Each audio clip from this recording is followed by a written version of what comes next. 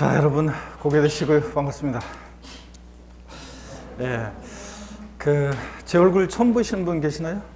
제 얼굴 세법 처음 수업 들으시는 분 안 계십니까?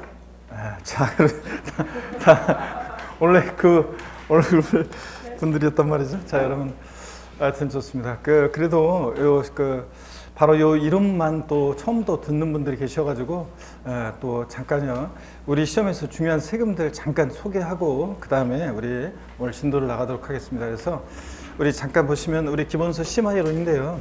이 심화이론은 우리 앞선 그 강좌 기본이론이라든가 이런 강좌 있죠. 이런 강좌들을 우리가 들었던 것을 바탕으로 강의를 합니다. 이 심화이론. 그래서 그 기초적인 설명은 좀 생략합니다. 그래서 일부 제가 좀 배려하기도 하지만 기초적인 설명은 생략하고 기본 이론에서 근데 중요했던 기본서 기본 이론에서 중요했던 내용은 시험에서 중요한 의미가 있는 내용들은 다시 계속 반복합니다. 그래서 어떤 분은 그냥 기본 이론만 다시 계속 반복하고 싶은데요 그런 분이 계시는데 그러면 안 됩니다. 그래서 기본 이론 때 반복해서 안 보셔도 기본 이론 때 시험에서 중요한 의미가 있는 것들은 다시 심화 이론에서도 반복해서 설명하고 다시 반복합니다. 조금 이제 속도가 빠르게 이제 지나간다는 거지 어떻게 다시 반복하고 복습합니다. 그 다음에 다시 강의하고요, 다시 설명하고 그 다음에 이제 배우지 않았던 그 심화 이론에 관한 내용들을 또 추가해서 우리가 이론을 배웁니다. 그래서 우리가 기본서 이론 강의들이 기본 이론, 심화 이론 이런 것들 과정들이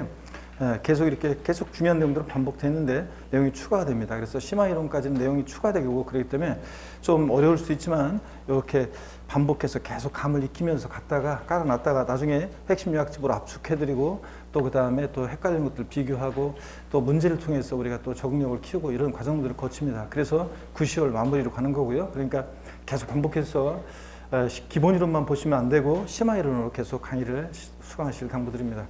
자, 우리 부동산 세법인데요. 세법의 방대한 내용들 속에서도 부동산에 관한 그 세법 내용을 우리 시험범위라고 여러분 갖고 계신 교재를 보시면 크게 3개 부분으로 되어 있죠. 조세 총론, 세법의 기본적이고 공통적인 사항을 다루는 부분인데 처음에 공부할 때는 하여튼 이 조세 총론 부분이 어렵다고 느껴집니다. 어려워서 어려운 것이 아니라 처음에 공부하는 분들은 용어가 낯설고 생소하고 또 세목들에 대한 세금들을 공부를 안 했는데 그 세금 이름들이 막 튀어나오기 때문에 처음에는 어렵고 그 다음에 낯설고 생소해서 그렇게 또 어렵게 느껴지는 부분인데 나중에 공부가 되면 익숙해지면 그렇게 어렵지 않은 부분이고요. 조세 총론에서 한두 문제가 출제되는데 조세 총론에서 30회 시험 같으면 3문제가 나온 적도 있지만 대개는 한두 문제가 출제가 되고 있습니다. 작년에는 한 문제가 조세 용어 부분에서 출제가 됐었고요. 자, 그래서 3문제가 출제되는데 한두 문제가 원래 그 조세 총론은 내용이 방대합니다. 원래 내용이 방대한데 그 중에서 이제 한 번도 출제되지 않았던 미지의 영역들도 많습니다. 그런데 우리가 세법이 1차 과목이고 상대평가면 그 미지의 영역들도 찾아서 공부하겠지만 우리가 2차 과목이고 세법 출제 비중을 봤을 때 또 절대평가이기 때문에 요거 우리가 버릴 부분을 과감하게 버려가면서 공부를 합니다. 그래도 가끔씩 벗어나서 출제가 될 때가 있지만 대부분은 우리가 공부한 범위 내에서 문제가 나오는 부분이고요. 조세총론 한두 문제 출제되고 그 다음에 지방자치단체에서 부과하는 세금이 지방세입니다. 한 8문제 정도가 출제가 되고 있고요. 내외로. 그 다음에 국가에서 부과하는 세금 국세요. 자, 그래서 세금 부과의 징수 권한인자를 과세주체라고 했을 때 국가가 과세주체인 세금 국세, 지방자치단체가 과세주체인 세금을 우리가 지방세 이렇게 얘기합니다. 그럴 때 국세에서나 7문제 내외로 최근에 출제가 되고요. 그래서 최근에는 지방세 출제 비중이 더 높게 출제가 되고 있습니다. 이렇게 해서 세법은 16문항이 공시법 20문항과 함께 40문제 구성돼서 출제가 되는데 항상 제가 세법은 효자 과목이다 이렇게 얘기하죠. 유일하게 만점 맞을 수 있는 그런 과목이고 그렇죠, 여러분? 유일하게 만점 맞을 수 있는 과목이고 다른 과목에 비해서 여러분들이 공부를 안 하잖아요. 공부를 안 하면서 되게 또 내용은 원래 세법이 사실은 제일 방대하고 제일 어려운 내용이에요, 사실은. 그런데 공부는 또 되게 또 안 하잖아요, 또. 자, 그렇기 때문에 제가 항상 수업 시간에 들어오면 하여튼 수업 반복해가지고 수업 시간에 들어왔을 때 어떻든 간에 강의를 들었을 때 공부시켜서 강의 들어서 끝내도록 이렇게 하고 있습니다. 자, 어떻든 간에 세법은 그런 과목이고 효자 과목이고 다른 과목에 점수 보탤 수 있고요. 자, 다른 과목이 좀 어렵게 출제했을 때 최근에 당락은 2차 과목에서 결정하도록 하고 있기 때문에 한 문제로 더 맞춰야 되겠죠. 이 제가 세법에서. 그래서 효자감독 이거 살아가시면서도 두고두고 알아두면 이 지식들은 여러분 삶에 또 그 다음에 또 공인중개사 시험 끝나고 나서 실무에 나갔을 때 두고두고 도움이 되는 그런 과목이니까 하나하나 그냥 알아가는 거예요. 세법이 세금이라는 게 이런 거구나 이렇게 하나하나 알아가는 그런 재미로 공부하시면 점수도 잘 나오고 삶에 또 도움도 되는 그런 과목이라는 거 말씀드립니다. 자, 그 다음에 우리 시험에서 중요한 세금들을 좀 소개를 해 드리려고 하는데 우리 시험에서 중요한 세금들이요. 자, 이쪽에 한번 볼까요, 여러분들? 그래서 우리 시험에서 중요한 세금들을 좀 소개해 드리면 제가 그 기초입문 과정 때는 제 여동 동창 스토리를 통해서 또 중요한 세금들을 소개해드렸고 또 인류월 기본서 과정 때는 제가 또 제 어떤 합격생 강의 들었던 합격생 인생 스토리를 통해서 좀 소개해드렸었는데 오늘은 바로 한번 보겠습니다. 갑과 을인 한 사람이 부동산을 매매한다 그러면 두 사람 만나서 계약금을 치르고 중도금을 치르고 또 잔금을 치르고 또 소유권 이전 등기하는 과정 거친다고 그랬죠? 자, 그랬을 때 계약금, 중도금, 잔금을 매수인이 치렀어요. 등기 이전 안 됐어도 매수인들은 이 부동산을 사실상 취득했다 이렇게 본다고 그랬죠? 사실상 취득했다. 자, 그래서 등기 안 됐어도 잔금 치렀을 때 사실상 취득했다고 봐서 이 취득자에게 부과되는 그런 세금이 있습니다. 자, 어떤 세금 부과되겠습니까? 취득세요.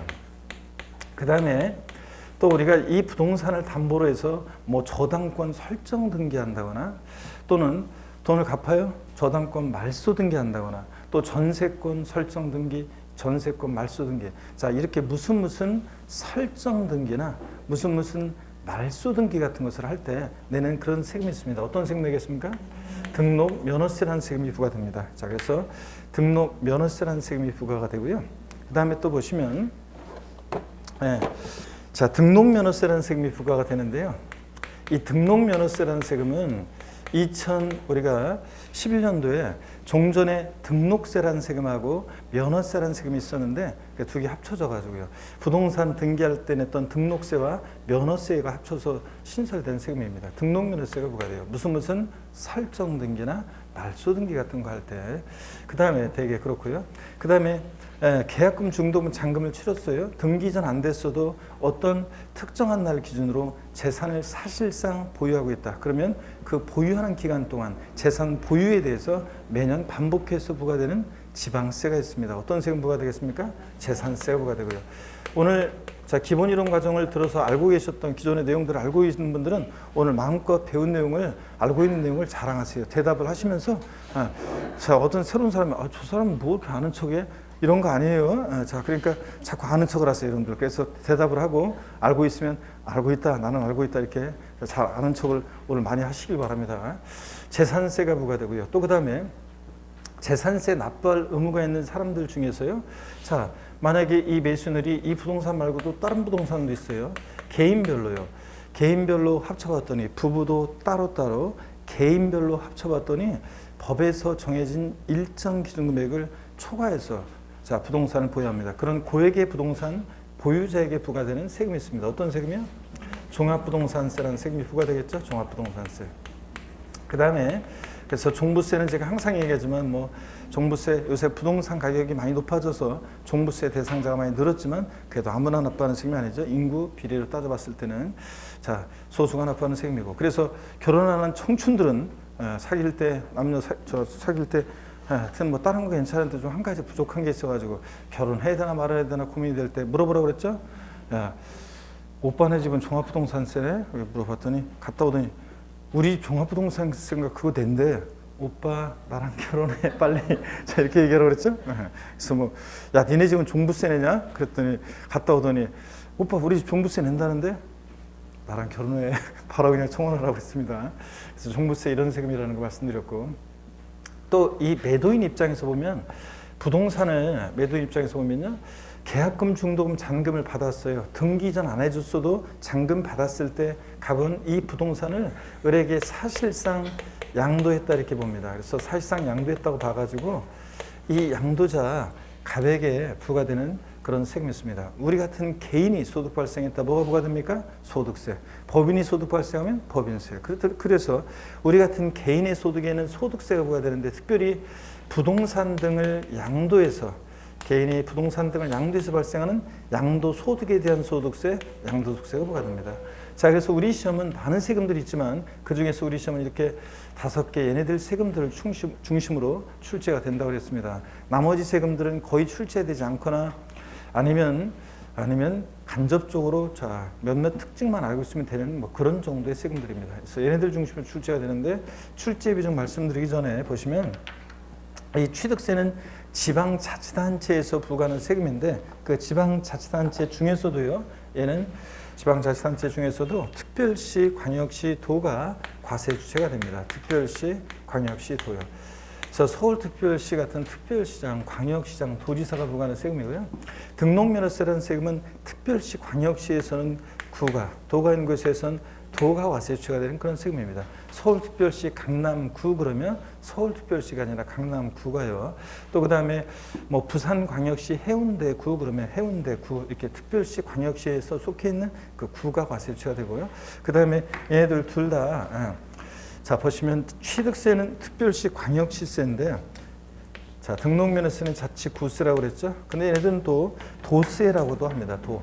시군이 아니라 도가 있는 곳에서는 도가 과세 주체가 됩니다. 시군이 아니고. 근데 재산세 같은 세금들은 시군구가 과세 주체가 됩니다. 기초지방자치단체인 시군구가 과세 주체가 되고. 그래서 우리가 흔히 재산세 같은 세금을 흔히 뭐라고 하냐면 시군세 이렇게 얘기합니다. 어떻든 얘네들은 지방자치단체에서 부과하는 세금이기 때문에 지방세라고 합니다. 많은 세금들이 있지만 그중에서 우리 시험은 지방세 중에서는 취득세, 등록면허세, 재산세를 중심으로 출제가 되고 종합부동산세부터는 국가가 과세 주체가 되기 때문에 국세 우리가 흔히 이렇게 얘기하고요. 자, 그다음에 얘네들 자 보시면 출제 비중을 보시면 취득세는 시험 문제가 서너 문제가 출제가 된다고 그랬습니다. 취득세는 작년에만 한 문제 반, 그러니까 취득세만의 문제 한 문제, 또 등록면허세랑 묶어서 한 문제 나왔는데 정답이 등록면허세에 있었고요. 그래서 실질적으로 한 문제밖에 출제 안 되는데 자 출제 문항수가 이렇게 취득세 적게 나온 건 작년이 유일했고요. 대개 한 3문제 정도 출제 예상하시면 되고 등록면허세에서는 한두 문제 출제되는데 작년만 한 3문제 정도가 출제됐습니다. 그런데 올해는 한두 문제 이렇게 출제 예상하시면 되고요. 물론 또 작년처럼 3문제가 나왔다. 취득세에서 한 문제 나오고 자 등록면허세에서 3문제 나오면 여러분한테는 좋은 거예요. 왜냐하면 취득세가 공부 양이 많고 문제가 어려운데 등록면허세가 공부 양도 적고 내용도 쉽고 또 그다음에 또 지문도 짧습니다. 그렇기 때문에 등록면허세에서 많이 나오면 좋은데 하여튼 한두 문제 예상하시고 재산세에서 3문제 정도 고정적으로 나오고 있고요. 종합부동산세 한두 문제 나오고요. 양도소득세에서 대여섯 문제가 출제가 됩니다. 그래서 어떤 게 제일 중요하다고 그랬습니까? 양도소득세가 우리 시험에서는 항상 제일 중요하고 공부 양도 제일 많고 그렇습니다. 양도세 6문제 출제된다 그러면 한 3문제, 뭐 4문제 정도는 기본적으로 우리가 공부하면 그냥 맞출 수 있는 그런 내용들이 출제가 됩니다. 근데 한 2문제 정도는 내공이 확실하게 돼 있어야지 맞출 수 있는 그런 문제들이 나오고 있기 때문에 양도세가 또 역시 또 한 2문제 정도는 굉장히 어렵게 출제가 되고 있습니다. 자, 어떻든 간에 우리 시험 얘네들을 중심으로 출제가 되는데 우리 부동산 세법이죠. 그래서 부동산 취득할 때 부과되는 대표적인 세금 취득세, 등록면허세예요. 얘네들은 부동산 취득 단계에서 부과되는 대표적인 세금이고 부동산을 가지고 있을 때 보유 시에 부과되는 대표적인 세금 재산세, 종합부동산세고 부동산 처분 시에 양도 시에 부과되는 대표적인 세금 양도소득세. 그래서 우리는 부동산 세법이고 세법의 방대한 내용들 속에서도 부동산 취득할 때 부과되는 취득세, 등록면허세, 보유 시에 부과되는 재산세, 종부세, 양도 시에 부과되는 양도소득세를 중심으로 출제가 되고 우리 공부합니다. 자, 그러면 오늘 우리가 조세 총론을 공부하는데 세법의 기본적이고 공통적인 사항을 다루는 우리 조세 총론을 이제 공부하도록 하겠습니다. 자, 그래서 공부 순서는 조세 총론, 지방세, 국세 이런 식으로 해서 우리가 공부를 할 거고요. 공부하는 순서도 저 세목들 중심으로 취득시, 보유시, 양도시 요 단계별로 우리가 공부를 합니다. 그래서 이런 순서로 취득세부터 양도세까지 이런 순서로 우리가 공부를 하는데 3, 4월 과정에서 우리 심화이론에서 이제 4월 중순이 되면 양도소득세가 시작되는데 5월달 핵심 요약집 강의는 제 강의는 5월달 핵심 요약집 강의는 조세 총론부터 시작하는 것이 아니라 바로 그냥 이어서 양도소득세부터 5월달 핵심 요약 강의는 첫 강의부터 첫날 바로 양도소득세로 바로 이어서 공부합니다. 그래가지고 다시 조세 총론, 취득세, 등록세 이런 순서로 옵니다. 자, 우리가 심화 이론까지 공부를 하면 등록면허세나 종합부동산세 같은 세금은 심화 이론까지 공부를 하면 그 이외에는 더 이상 공부할 게 없는 그런 그 정도만 공부하면 충분히 우리가 실전에 다 맞출 수 있는 그런 정도로 완성이 돼요. 그렇기 때문에 얘네들을 제일 마지막에 보고 제일 중요한 이제 양도소득세가 여러분들이 어려워하는 양도소득세를 심화 이론 우리가 4월 달부터 공부한 다음에 5월 달 바로 핵심 요약집 강의 시작할 때 양도세부터 보기 때문에 거의 한 달 정도를 여러분이 어려워하는 양도세를 한 달 정도를 계속 반복해서 집중적으로 보게 됩니다. 그렇게 해서 그 기간 동안에 이제 이론 양도세를 어느 정도 해놓으면 이제 그러면 우리가 이제 공부 이론은 거의 마무리가 됩니다. 자, 이렇게 해서 계속 이어서 볼 거고요. 자, 조세 총론 오늘 조세 총론을 보는데 조세 총론은 시험에서 한두 문제 출제된다고 그랬죠, 금방. 세 문제가 나올 때도 있었고 작년처럼 한 문제 나오기도 하고 또 어떤 해에는 두 문제가 나오기도 합니다. 기본적으로 한두 문제 출제되고요. 어떤 것들을 공부하느냐, 조세의연. 자, 조세란 게 이런 거 아니냐. 이 조세의 및 특징은 기초인문 과정 때는 제가 자세히 소개해 드렸는데 제가 지난 순환에도 시험에 의미가 있는 것만 봤는데 오늘도 역시 조세의는 시험에 의미가 있는 것만 보고 지나가면 됩니다. 가볍게. 조세 분류는 이거는 시험에 출제가 되는데요. 조세 분류는 시험에 틈틈이 출제가 됩니다. 자, 출제가 되는 부분이고 여기서 이제 조세 분류를 통해서 우리 시험에서 중요한 세금들의 주요 특징, 성격 뭐 이런 것들을 파악하는 건데요. 오늘은 바로 또 시험에 의미가 있는 것만 찍어서 또 보도록 하겠습니다. 또 징수 방법, 이 세금은 어떻게 징수가 되느냐, 징수 방법 있죠? 네, 징수 방법.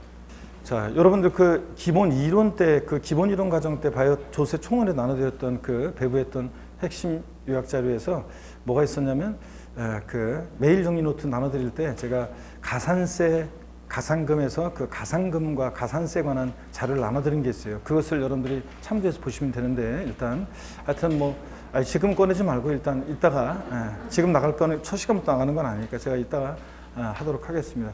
그 다음에 세 번째 시간에 나갈 거니까 그때 이제 준비되도록 하고요. 그 다음에 우리 인강 수강생 여러분들도 그거는 제가 이번에는 그 가산금에 관한 그런 거는 핵심 요약 자료 때 자료 올려드렸던 자료인데 또 첨부 파일로 또 올리도록 메일 정리 노트에 같이 묶어서 보냈어야 되는데 제가 깜빡했네요. 문제만 보내고. 그래서 그렇게 하도록 파일로 해서 올리도록 하겠습니다. 그거 참조해서 보시고 제 또 다음 카페에 또 핵심 요약 자료 복습용이니까 제가 강의하는 내용과 일치하지 않아도 어떤 분들은 그렇게 제 카페에 올려놓는 그런 게 강의하는 자료하고 완전히 일치하지 않는다 이렇게 얘기하는데 강의한 내용을 또 압축해 놓은 거라 일치하지는 않습니다. 그건 더 압축해 놓은 거고 나중에 요약집 나오면 제가 그 요약집 쓰니까 요약집을 나오면 그때 요약집에는 완벽하게 이제 개정된 내용들과 그 다음에 또 저기들을 다 반영해서 요약집이 또 나옵니다. 그동안 그 자료 나갔던 뭐 핵심 요약 자료라든가 이런 것들이 다 반영이 돼서 거기 있는 것을 발췌한 거기 때문에 다 이제 요약집 나오면 거기 다 들어 있습니다. 자, 어떻든 간에 그렇게 해서 보시고요. 요 관련해서 자료 있다 하고 여러분 그래서 징수 방법이 어떤 세금은 세금을 내라고 세무 공무원이 세금을 계산해서 납세 고지서를 보내주는 그런 세금도 있고 또 어떤 세금은 우리 같은 납세무자가 세금을 계산해서 계산된 세금을 과세 주체에게 신고하고 납부하는 그런 세금이 있습니다. 그래서 세금 부과에 징수 권한 있는 자 과세 주체 자, 그리고 세금 납부할 의무가 있는 자, 납세 의무자라고 하는데, 납세 의무자. 그래서 어떤 세금은 과세 주체가 세금을 계산해서 납세 의무자에게 납세 고지서가 날라옵니다. 발부되는 세금도 있고, 어떤 세금은 우리 같은 납세 의무자가 세금 계산해서 과세 주체에게 계산된 세금을 신고하고 납부하는 그런 세금도 있습니다. 그래서 이 세금은 어떻게 징수했느냐. 작년에는 요거 용어 알고 있는지, 징수 방법 용어 알고 있는지를 물어봤었는데 하여튼 뭐 간접적으로도 징수 방법 중요합니다. 그렇기 때문에 징수 방법 중요하고요. 직접적으로도 중요하지만 또 가산세 또 가산금이라는 게 있습니다. 자, 세금을 내라고 납세 고지서라는 것이 날라왔는데 그 고지서를 바꾸서 세금을 납부 기한 내에 납부하지 않습니다. 자, 그럼 어떤 제재를 받겠죠? 또 세금을 우리 같은 납세의무자가 계산해서 과세주에게 신고하고 납부해야 되는데 그 신고 납부 의무를 불성실합니다. 그러면 어떤 제재를 받습니다. 가산세, 가산금에 관한 거, 또 국세는 납부지연 가산세라는 게 적용되는데 이런 것들이 어떤 건지 오늘 또 다시 한번 또 배우고요. 자, 그 다음에 또 보시면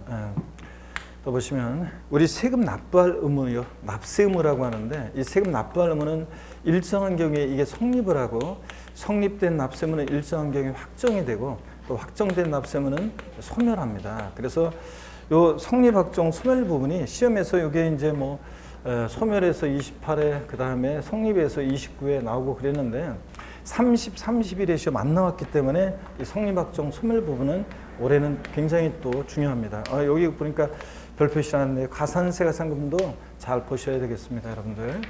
자, 그 다음에 국세나 지방세요. 우리가 조세 채권이라고 하는데 세금이요. 이 세금은 채무자의 재산이 공매나 경매에 넘어가요. 그 매각대금에서 누가 우선해서 가져갈 것이냐. 그렇게 했을 때 누가 우선해서 가져갈 것이냐. 담보가 없이도요.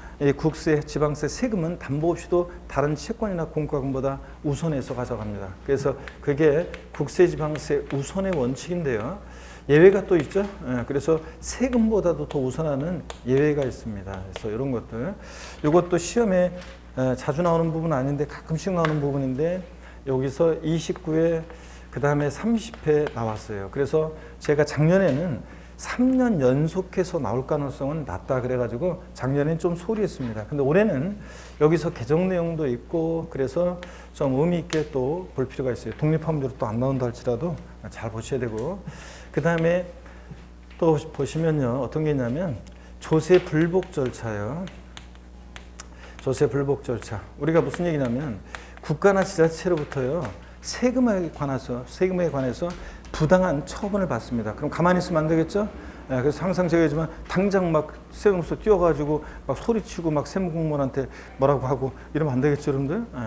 자, 정당한 절차를 밟아야 되는데 이 조세 불복 절차도 시험에 가끔 그러니까 2회 시험까지는 한 번도 출제 안 되다가 23회 때 나왔다가 24회인가 5회 때 종합문제 속에서 지문 한 줄 나왔다가 30회 시험에 여기서 독립화문제로 나왔는데 또 나올 가능성이 독립화문제로 나올 가능성은 높지는 않은데 그래도 여기서 또 올해 또 개정이 있어요. 그래서 그 내용을 중심으로 해서 또 올해는 또 유의 있게 또 좀 보셔야 되는 그런 테마입니다.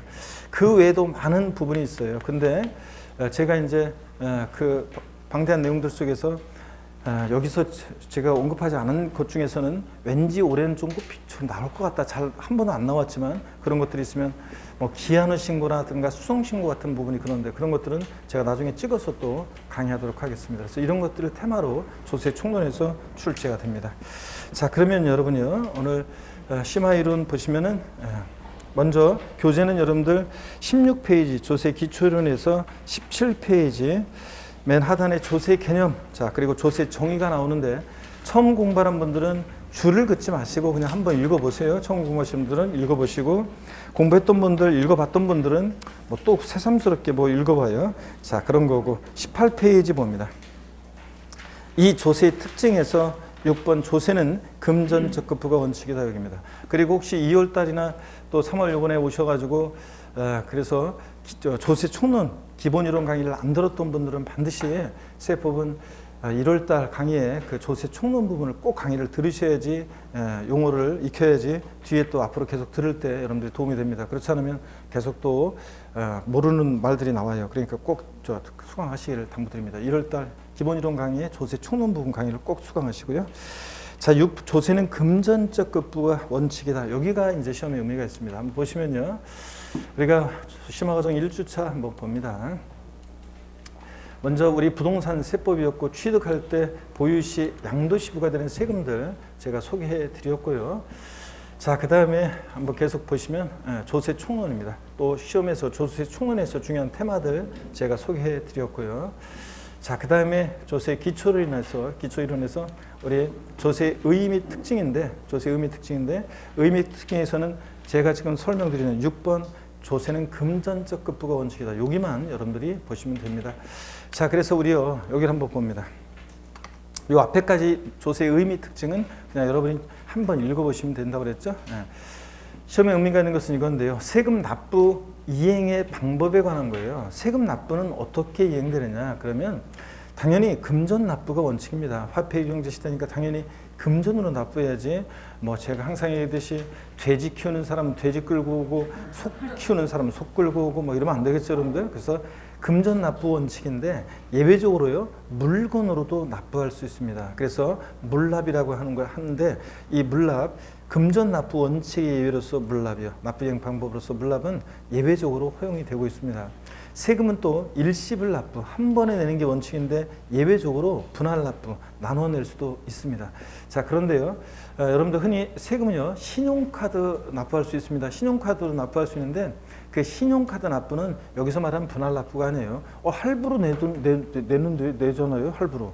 그러니까 뭐 3개월 할부로 냈는데요. 이런 분들 계시는데 그건 분할 납부가 아니라 뭐냐면 카드 회사에서 한 번에 카드 회사에서 국가나 자체 한 번에 보냈어요. 세금은 일시불로. 근데 다만 우리가 카드 회사하고 이걸 갖다가 수수료 내면서 할부로 이렇게 이걸 뭐 갚아나가는 거죠. 말하자면 그런 거지.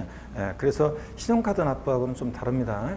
자, 이거 불납과 분할 납부요. 예외적으로만 허용되는데 근데 아무 세금이나 허용되는 것이 아니라 물납과 분할 납부가 허용되는 세금이 딱 정해져 있죠. 그리고 자세한 요건과 절차는 강론에서 배우고요. 일단 허용되는 세금들을 꼭 알고 가셔야 됩니다. 용어 익힌 다음에 허용되는 세금.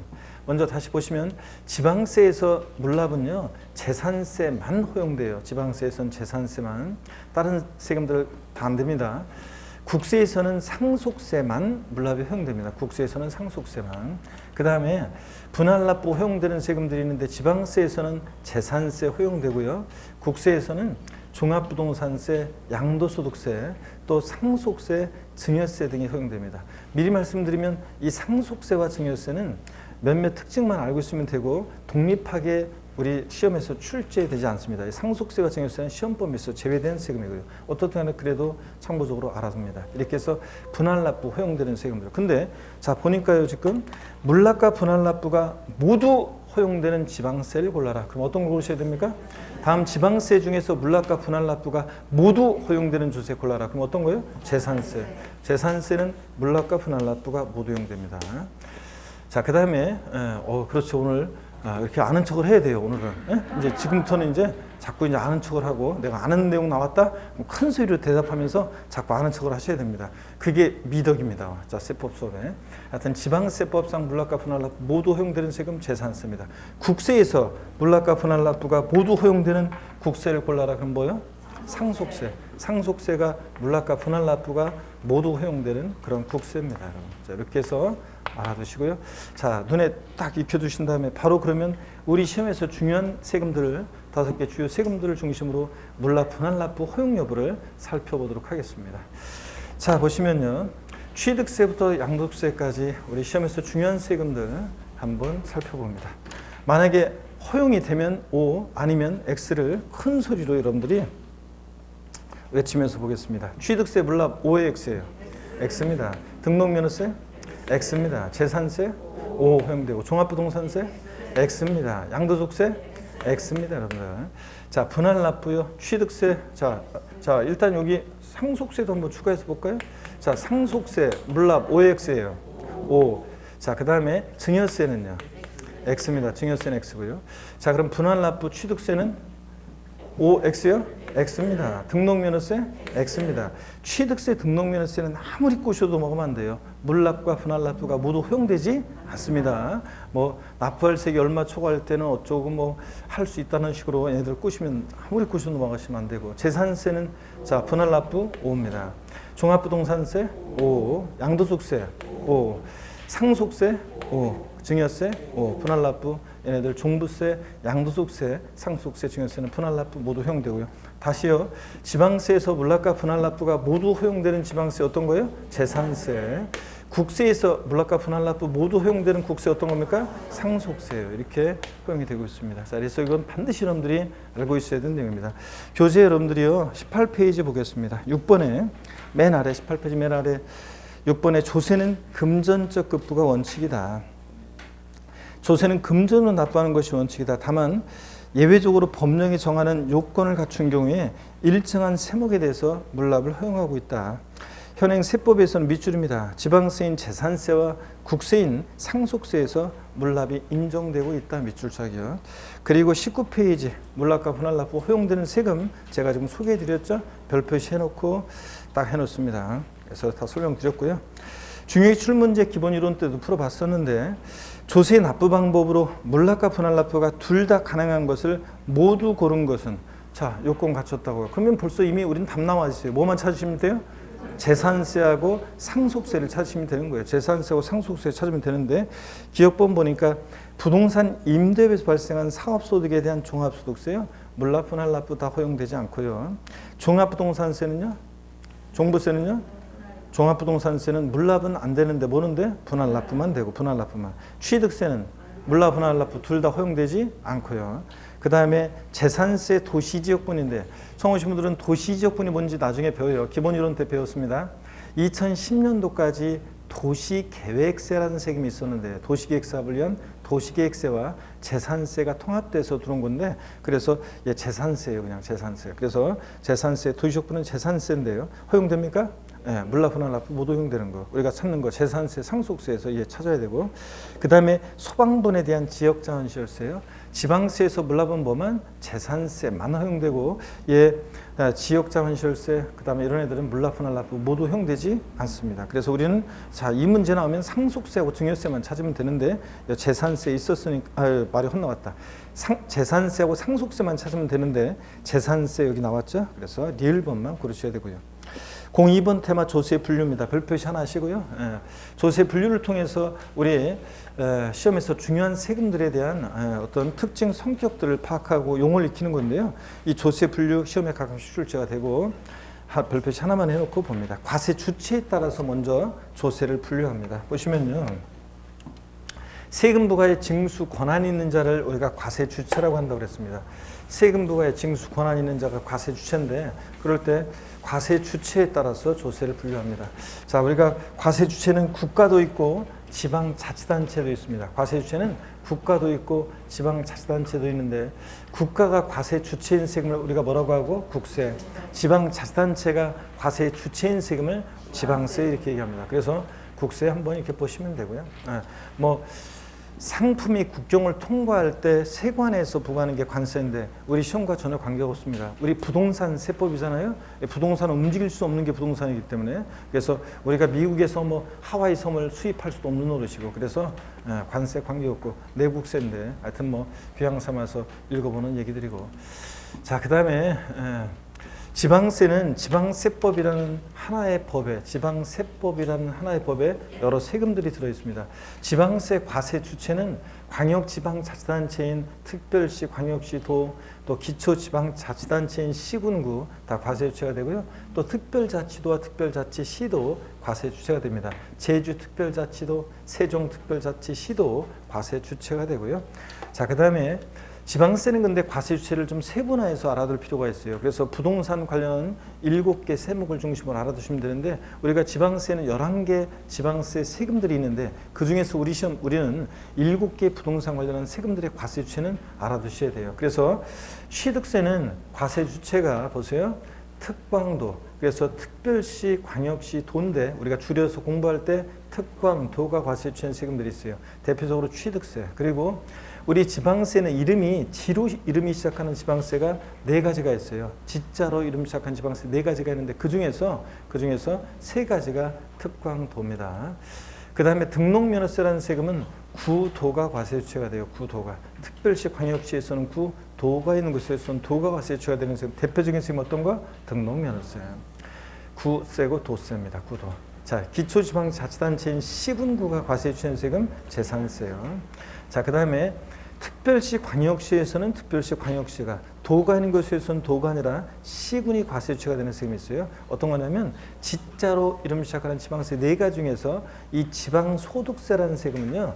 우리가 소득세나 법인세 납세문자가 내는 세금이 지방소득세입니다. 그래서 여러분들이 종합소득세라든가 자, 눈 뜨시고 양도소득세, 종합소득세라든가 양도소득세 납세 의무자가 내는 세금이기 때문에 여러분들이 종합소득세 내실 때, 양도소득세 내실 때 지방소득세도 같이 납부할 의무가 있습니다. 그럴 때 지자로 이름 시작하는 지방세 4가지 중에서 어떤 애만 과세유치가 틀려요? 지방소득세만 과세유치가 특광시군세입니다. 특광시군. 나머지는 특광도. 근데 다 얘네들 지자로 이름 시작한 애들은 다 특별시 광역시세예요. 다만 이렇게 시군인지 도인지가 차이인데 하여튼 특광시군세인 거 지방소득세예요. 그리고 주민세도 물론 특광시군이 과세유치가 되고요. 그 다음에요. 우리 특별자치시, 특별자치도 과세주체가 얘네들은 11개 지방세 세금에 다 과세주체가 돼요. 그러니까 그냥 생략이에요. 여기 보세요. 자, 취득세 그러면 특광도 특별자치도 특별자치시예요. 등록면허세 구도 특별자치도 특별자치시 이런 거예요. 얘네들은 11개 지방세 세금에 다 과세주체가 되니까 그냥 생략하고 얘네들 이것만 잘 기억하면 됩니다. 그러면 다시요. 부동산 관련한 7개 세금들의 과세주체를 다시 보겠습니다. 취득세 과세주체 누구라고요? 특광도. 등록면허세는 구도. 재산세는 시군구. 지로 이름 시작하는 애들 4가지 중에서 어떤 애만 틀려요? 지방소득세만 특광 시군이고 나머지들은 특광 도입니다. 아셨죠? 지방소득세만. 자, 이렇게 해서 얘네들 딱 알아두시면 되겠습니다. 그러면 교재를 보시면요. 19페이지 과세주체에 따른 분류에서 국세의는 그냥 읽어보는 거예요. 국가가 과세에 주된 세금인데 저기 읽어보시는 거고 줄 글 필요가 없어요. 20페이지로 넘어가니까요. 그냥 교양 삼아서 읽어보시고 20페이지 난가로 2번 세목이 나오는데 국세 세금들을 또 외울 필요도 없어요. 시험 문제에서는 옛날 초창기 중개사 시험에서 다음 중 국세인 세금을 골라라. 오늘 돌림 노래로 졸려고 하시는 분들이 자꾸 계시는데 안 되겠다. 금방. 자, 그러고 보니까 오늘 스트레칭도 안 하고 진도 나갔네. 그래서 그렇구나. 다 내 탓이야, 내 탓. 스트레칭 한번 하고 했으면 안 좋으셨을 건데. 자, 고기 한번 드시고 목 운동 한번 합니다. 아이고, 참. 반대로 돌리시고, 그 다음에 허리도 좌로, 우로 돌립니다. 자, 기지개도 화끈하게 제끼시고, 어깨도 돌리시고, 좋습니다, 여러분들. 뭐 졸기 딱 좋죠, 뭐 이제 슬슬 이제 졸기 딱 좋은 환경들이 계속 펼쳐질 겁니다. 이제 기운을 내시고 여러분들 힘내시고. 자, 옛날 시험에서는 다음 중 국세 세목으로 옳게 짝지어진 것으로 골라라. 지방세 세목으로 옳게 짝지어진 것을 고른 것은 뭐 이렇게 나왔는데 이런 거 지금은 안 나옵니다. 외울 필요도 없고요. 부동산 세목을 중심으로 공부하다 보면 얘가 지방세인지 국세인지 몇 달 지나면 대충 알게 됩니다. 그랬을 때 최근의 시험은 다음 국세 중 이러이러한 조세는 다음 이러이러한 지방세는 이렇게 문제 나와요. 그랬을 때 어떤 내용 물어볼 때 이러이러한 지방세는 그랬습니다. 그럼 지방세만 고르라고 했는데 국세까지 같이 올라서 틀리고 이렇게 하거든요. 그래서 그런 것만 주의하시면 되고요. 자, 얘네들 잠깐 한번 말씀드리면 종합부동산세는 아까 소개해드렸죠. 시험 문제 한두 문제 출제가 되고요. 자, 그 다음에 소득세에서 한 6문제 레벨을 출제가 되고요. 상속세, 증여세, 부가가치세, 법인세는 우리 부동산 세금과 관계가 있지만 얘네들은 우리 시험 범위에서 제외됐습니다. 옛날에는 상속세, 증여세에서 한 문제, 부가가치세에서 한 문제 나온 적도 있었지만 지금은 시험 범위에서 제외됐고요. 그 다음에 교육세와 교통에너지환경세도 그냥 세목 이름만 알면 되고요. 자세한 내용 몰라도 되고, 농어촌 특별세는 독립하게 출제될 가능성은 아주 극히 낮지만 농어촌 특별세는 독립화 문제로 안 나와도 몇몇 특징을 알고 있어야 됩니다. 조세 총론에서 보기에 깔려 나옵니다. 술에 대해서 부과되는 주세 시험과 관계없고, 인지세, 문서에 부과하는 국세인데 얘는 몇몇 특징을 알고 있어야 됩니다. 조세 총론에서 보기에 깔려 나옵니다. 그 다음에 주식 거래할 때는 증권거래세 관계없고, 개별 소비행에 대한 개별 소비세도 시험과 관계없습니다. 자, 지방세에서 취득세 제가 서너 문제 출제가 된다고 그랬죠. 등록면허세 한두 문제 출제가 되고, 재산세 세 문제고요. 지자로 이름 시작하는 지방세 4가지 중에서요. 지역자원시설세, 독립화 문제로 한 번도 안 나오다가 작년 30일에 시험 때 한 번 딱 나왔어요. 그리고 또 지방교육세는 독립화 문제로 나오지는 않는데 다만 몇몇 특징 알고 있어야 되고요. 조세 총론에서 깔려 나오고 지문에 또 자주 언급이 됩니다. 지방소득세요. 한 번도 독립하게 안 나오다가 27회 시험 때 딱 한 번 나온 적이 있습니다. 그리고 지방소비세는 부가가치세 꼽사리 껴서 받는 세금인데 보세요. 국세인 부가가치세를 받으면 받은 부가가치세 일부를 지자체 수입으로 가져가는 게 지방소비세예요. 그래서 얘는 부가가치세 별명이요. 꼽사리 끼는 애예요. 그래서 부가가치세 꼽사리 껴서 받고 꼽사리 껴서도 아니에요. 자, 그렇게만 하시면 됩니다. 자, 시험에 자세한 내용이 출제 안 되는 세금입니다. 그래서 얘네들 지자로 이름 시작한 애들 네 가지는 독립한 문제로 32회 시험에서 여기 작년에 나왔고 27회에 나왔기 때문에 또 나올 가능성이 없다. 이런 말은 절대 안 합니다. 자, 거의 없어요. 자, 난 분명히 얘기했어요. 없다라고 얘기 안 했어요. 거의 없습니다. 거의 없어. 하여튼 거의 없어요. 그런데 얘네들 몇몇 특징들은 알고 있어야 됩니다. 조세 총론에서 지문에 깔려 나오기 때문에 반드시 여러분들이 특징을 알아야 되고 자세히 또 우리가 자주 또 접하게 됩니다. 주민세는 독립하게 출제되지는 않는데 역시 몇몇 특징을 알고 있어야 돼요. 보기에 깔려 나오니까. 자동차세가 보기에 나온 적도 있지만 조세 총론에서 자 몰라도 되고요. 담배 소비세 시험 관계없고 레저세도 관계없습니다. 그래서 이런 것들을 테마로 해서 세목들을 중심으로 해서 시험 문제 이렇게 공부합니다.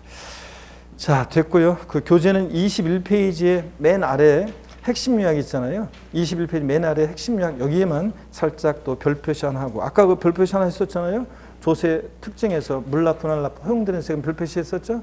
그리고 여기서 또 시험에 두 번째 의미가 있는 게 이거네요. 핵심 요약 21페이지 요거 별표시 하나 하시고 지나갑니다. 자, 그리고 넘어가시면 22페이지로 갑니다. 중위출문제 우리 지난번에도 풀었었습니다. 기본이론 때도 보시니까 지방세 기본법상 특별시세 세목이 아닌 것은 그랬습니다. 주민세는 과세유체가 특광시군입니다. 특별시세죠. 특광시군이니까. 취득세 특광도 특별시세죠. 지자로 이름 시작하는 네 가지 중에서 지방소득세는 특광시군, 나머지 애들은 특광도. 그러니까 결국은 지로 이름 시작하는 지방세는 다 뭐예요? 과세유체가 특별시세입니다. 다 특별시세예요. 지방소비세, 지방교육세 다. 등록면허세는 과세유체가 누구라고 그랬어요? 구도. 특별시 광역시에서는 구, 도가 있는 곳에서는 도. 그래서 등록면허세 골라야죠. 얘는 특별시세가 아닙니다. 자, 조세 전가 유무에 따른 분류 직접세, 간접세는요.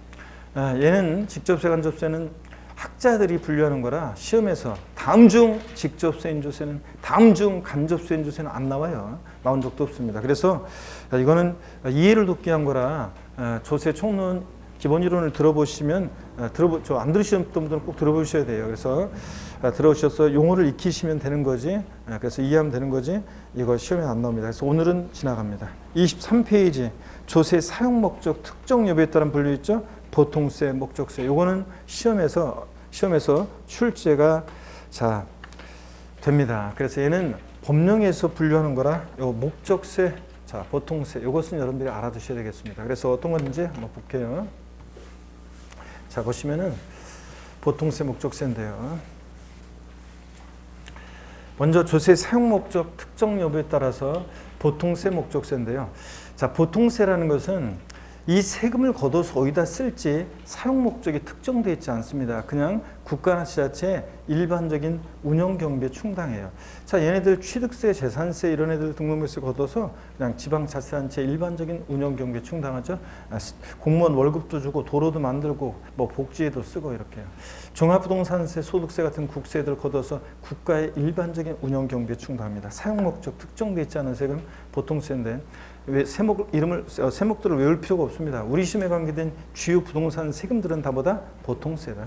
근데 이 세금 걷어서 어디다 쓸지 사용 목적이 특정되는 세금을 뭐라고 합니까? 목적세. 목적의 구속을 받아요. 다른 목적으로 사용할 수 없습니다. 목적세 종류가 있는데요. 자, 국세 중에서 목적세가 있는데 보세요.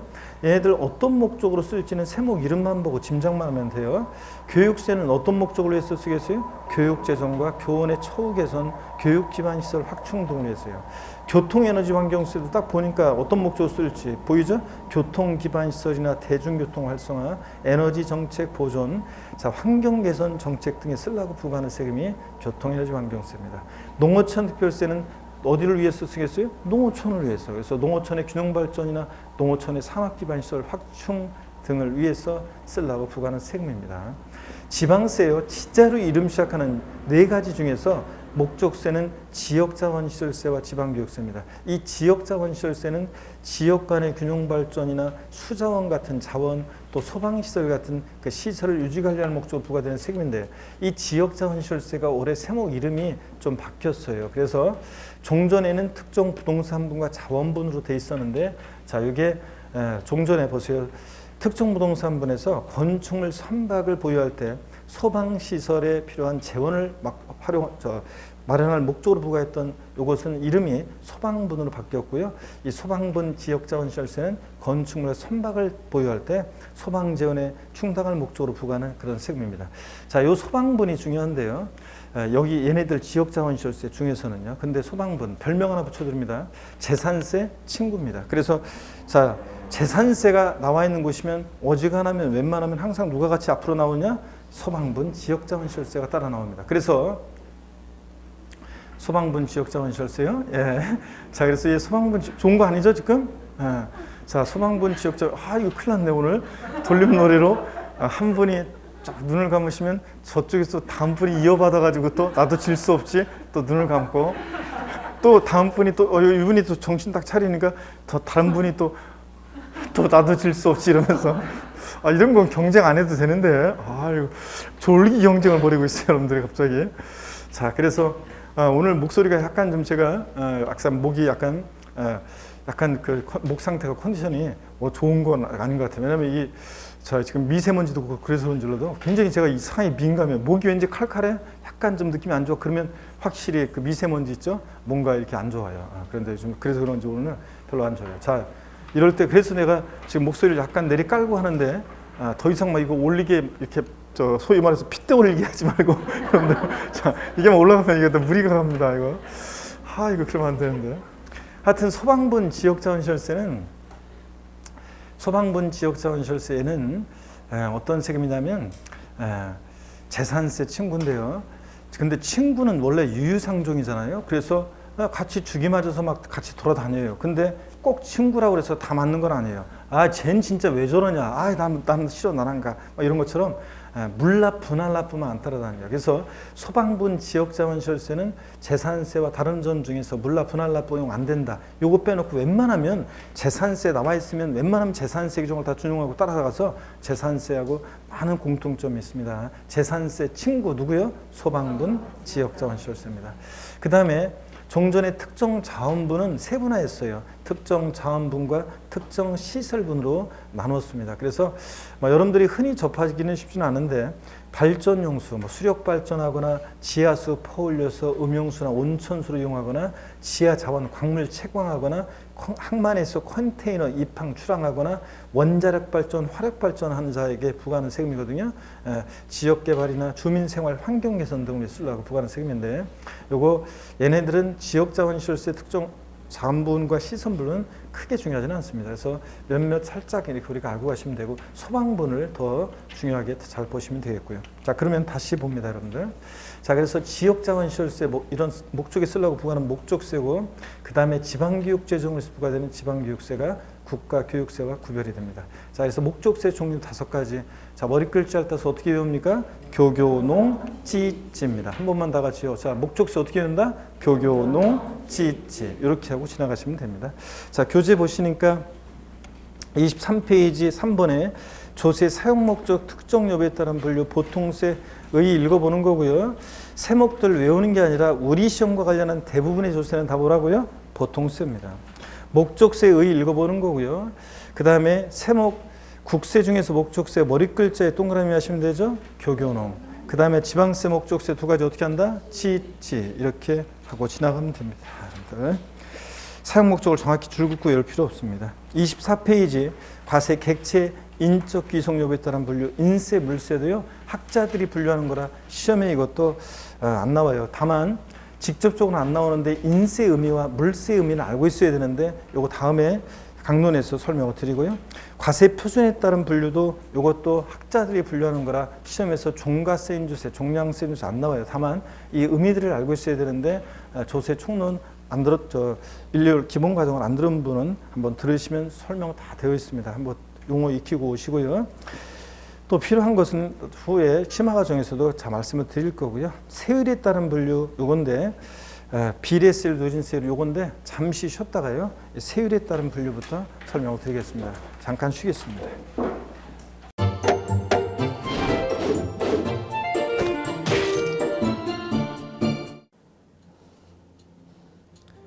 안녕하세요.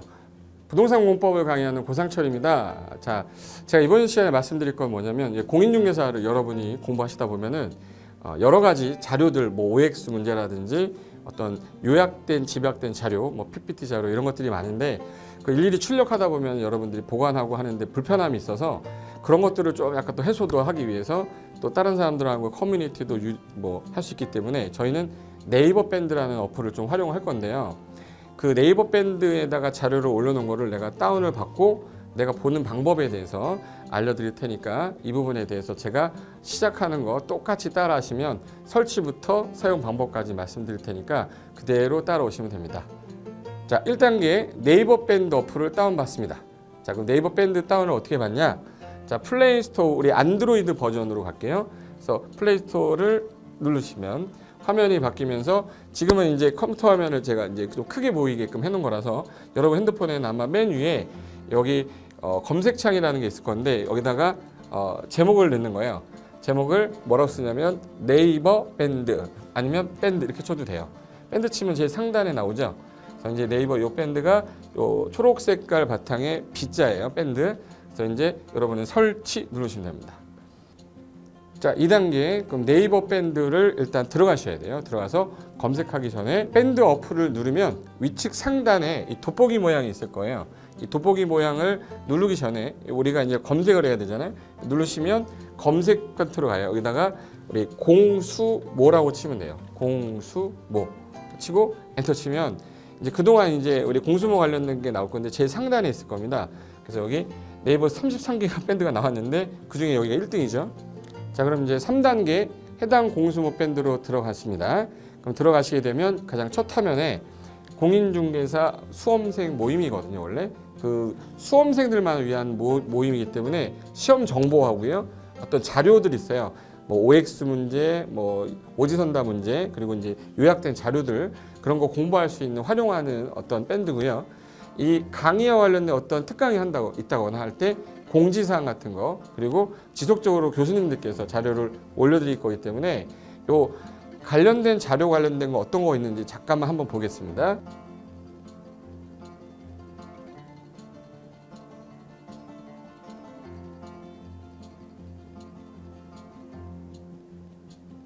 자, 그러면 4단계로 갈게요. 또 다른 꿀팁 하나 말씀드리겠습니다.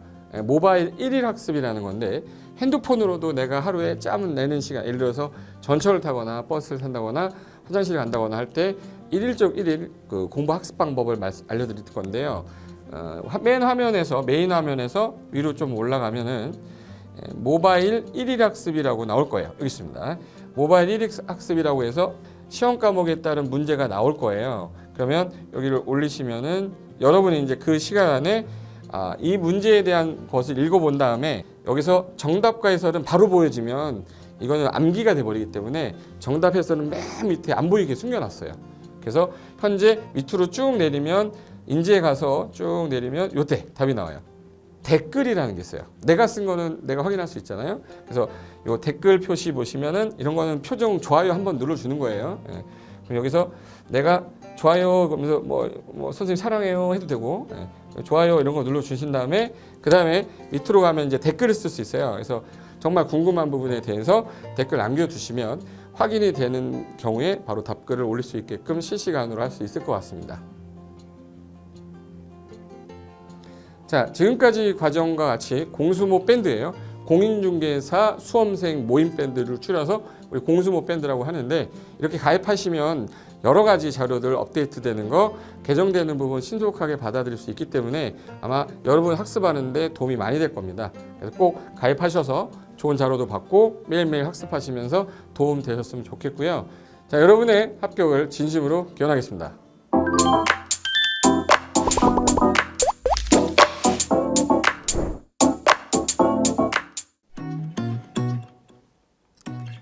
자, 안녕하십니까. 자, 이번에는 부동산 실무, 일반인들이 어떤 도움을 받기 위한 관련된 밴드에 대해서 소개를 시켜드릴 건데요.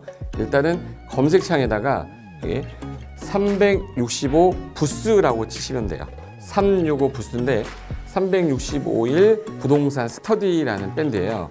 네이버 밴드인데 365 부동산 스터디라는 밴드 일단 이거 클릭하시면 현재는 이제 4만 명 정도 되는 밴드인데요. 우리가 일반인들이 어떤 부동산 정보를 습득하는 데 있어서 이 정보를 얻기가 되게 쉽지가 않습니다.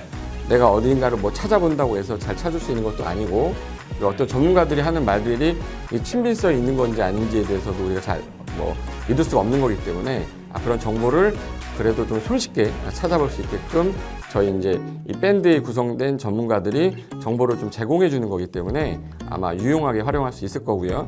내가 부동산 중에 토지를 좀 알고 싶다, 또는 상가를 좀 알고 싶다, 또는 나는 내 집 마련을 위해서 청약이 좀 궁금하다.